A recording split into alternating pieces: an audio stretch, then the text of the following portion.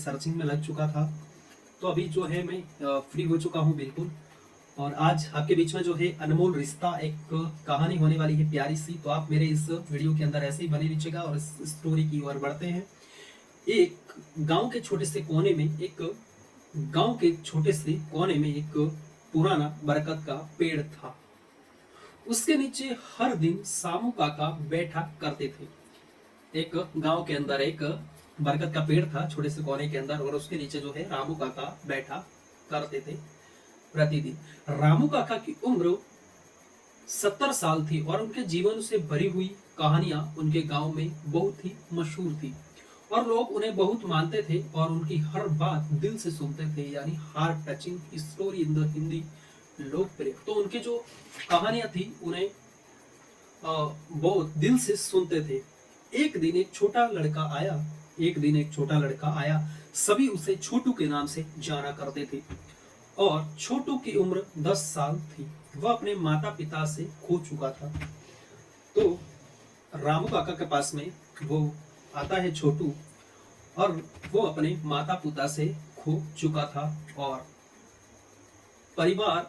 गांव के एक परिवार अपनाया करता, लेकिन उसके दिल में हमेशा एक खालीपन रहता था। तो उस बच्चे के मन में हमेशा के लिए एक खालीपन रहता था। और हार्ट टचिंग स्टोरी छोटू के जीवन को नेगेटिव बनाती थी। छोटू अक्सर रामू काका के पास बैठा उनसे कहानियां सुनता और रामू काका को दिल को छू जाने वाली बातें छोटू कहता। और छोटू रामू काका के पास अक्सर बैठा करता था और उनकी कहानियों की आनंद लिया करता था। और छोटी कहानियां छोटू उनकी दुनिया में मिलती। और रामू काका भी अपने बचपन की झलक देखी। तो रामू काका ने भी अपने बचपन की झलक देखी थी और उसके अपने बेटे की तरह प्यार करते थे। तो रामू काका उस छोटू को अपने बेटे की तरह प्यार करते थे। इस हार्ट टचिंग स्टोरी को गांव के सभी लोग प्रभावित थे। तो रामू काका के जो स्टोरी थे, उस स्टोरी से लोग के सभी प्रसंग जितने भी थे वो सब प्रभावित थे। एक दिन रामू काका छोटू से कहा, बेटा क्या तुम मुझे जानते हो? और इस बरगद के पेड़ के नीचे एक खजाना छुपा हुआ है। और छोटू की आंखों में चमक उठी और उसने पूछा, काका कहाँ है, मुझे बताओ, मैं उसे ढूंढूंगा। हार्ट स्टोरी हिंदी एक महत्वपूर्ण मोड़ था। तो उस छोटू के लिए ये कहानी का जो मोड़ था वो हार्ट टचिंग एक मोड़ था। रामू काका मुस्कुराते हुए, धैर्य रखो बेटा, सही समय आने दो, और जब तुम्हारा दिल सच्चा होगा उस दिन ये पेड़ को समझ पाओगे, तब उस खजाना तुम्हें मिलेगा। और हार्ट टचिंग स्टोरी में आगे बढ़ती रही उन दोनों की।